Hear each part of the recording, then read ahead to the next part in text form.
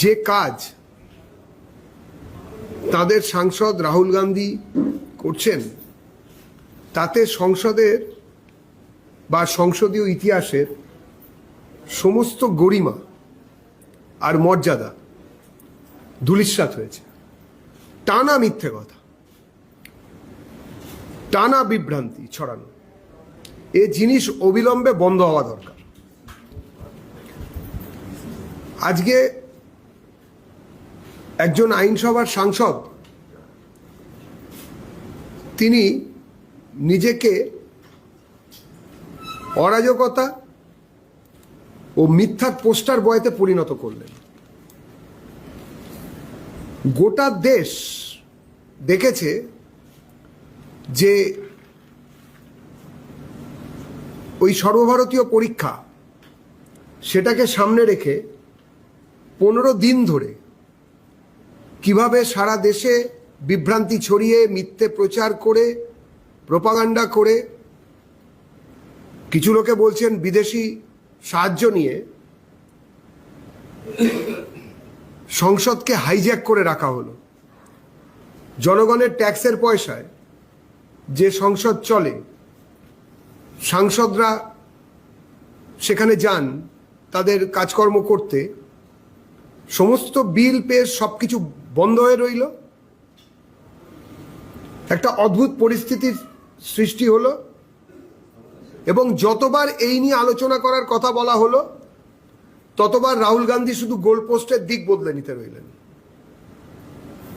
প্রথমে বললেন যারা অন্যায় করেছে এই প্রশ্নপত্র ফাঁসের সঙ্গে তাদেরকে ধরতে হবে। ধরপাকড় শুরু হয়ে যাবার পরে তার দাবি আসলো যে শিক্ষামন্ত্রীকে পদত্যাগ করতে হবে। তার আগে দাবি এলো এক্ষুনি আমরা আলোচনায় বসতে চাই। সরকার পক্ষ যখন আলোচনায় বসতে চাইলেন তখন তিনি আবার দাবি তুললেন না, আলোচনা নয়, শিক্ষামন্ত্রীর পদত্যাগ চাই, ইত্যাদি চলল। এরপরে বললেন শিক্ষামন্ত্রীর পদত্যাগ হয়ে যাওয়ার পরে বলে আরো কড়া NEET নিয়ে আলোচনা চাই, পরীক্ষার পদ্ধতি কি হবে, কিভাবে পরীক্ষা হবে ইত্যাদি। এরপরে সেটাও যখন কেন্দ্রীয় সরকার রাজি হয়ে গেলেন, সংসদীয় দল ভারতীয় জনতা পার্টির এই নিয়ে যখন আলোচনা করতে যাচ্ছেন, সেই সময় রাহুল গান্ধীর নতুন দাবি এলো যে না, এবারে স্বরাষ্ট্রমন্ত্রীর পদত্যাগ চাই, তার আগে তার বিবৃতি চাই। এই ধরনের কথা পুরোপুরি সংসদীয় আচরণের বিপ্রতীপে যায়।